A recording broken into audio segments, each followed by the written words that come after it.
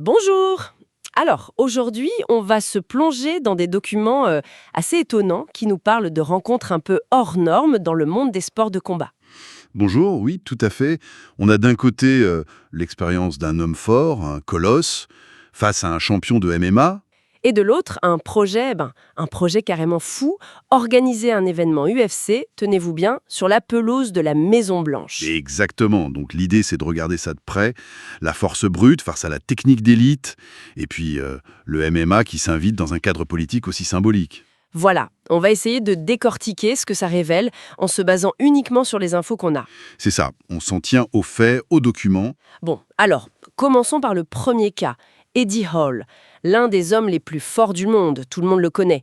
Il s'est retrouvé face à Tom Aspinall, champion poids lourd de l'UFC. Oui, dans une cage pour un sparring apparemment. C'est ça.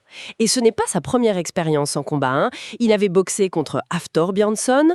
Bon, il avait perdu, mais quand même. Et il avait mis KO Mariusz Pudzianowski en MMA, un autre grand nom du strongman qui s'était reconverti. Exactement. Mais là, face à Aspinall, ça semble avoir été une autre paire de manches. Ah oui. Les sources rapportent les mots d'Eddie Hall lui-même. Il parle d'une expérience très humble. Très humble. Venant d'Eddie Hall. Oui. Il a été marqué apparemment par le jeu de jambes d'Aspinall, sa vitesse, sa coordination. Et son calme aussi, face à l'effort. Hall a mentionné sentir une grosse différence de cardio. Lui, il fatiguait vite. Ah oui. Alors qu'Aspinall gérait tranquillement. Et il l'admet très clairement. Il dit « Non, je n'ai pas gagné un combat contre Tom. » C'est direct. C'est quand même assez rare, cette franchise. Surtout pour un athlète de cette trempe bâti sur la force pure. Oui, absolument. Reconnaître comme ça la supériorité technique. Qu'est-ce que ça nous dit, au fond, sur cette différence entre la force brute et la technique de combat affûtée vraiment au top niveau? Je crois que ça illustre parfaitement les limites de la puissance pure face à ce que j'appellerais la science du combat, quoi. La science du combat? Oui, Al a senti concrètement l'importance de la vitesse, de l'agilité, de l'endurance, spécifique au MMA. C'est la reconnaissance par la force incarnée que la technique, le timing, la stratégie, ça prime dans cet environnement-là. Et le fait qu'il ait voulu cette confrontation, ça montre aussi quelque chose, non? Tout à fait. Une curiosité, un respect pour la discipline du MMA.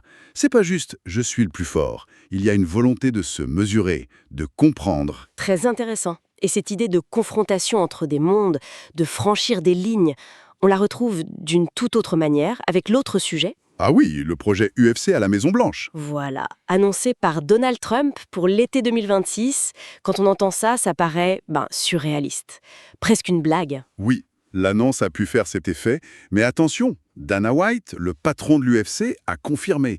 Le projet est bien réel et sérieusement à l'étude. Ah d'accord, il a donné des détails? Oui. Il a précisé que ce serait un événement en pay-per-view, organisé sur la pelouse sud. La pelouse sud, donc avec la vue sur... Exactement. La Maison-Blanche d'un côté, le Washington Monument de l'autre, le décor serait... historique. La symbolique est juste énorme. Mais concrètement, c'est faisable?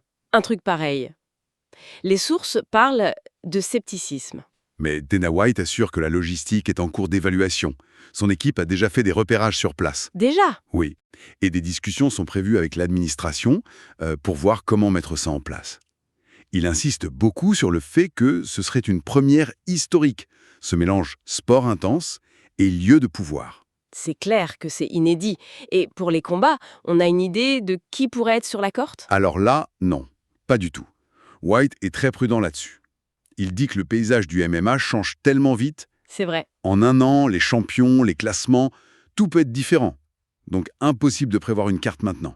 Logique. Par contre, il confirme une chose, l'intérêt des combattants est déjà énorme. L'idée de combattre là-bas, ça les motive apparemment beaucoup. J'imagine. Combattre avec la Maison Blanche en fond.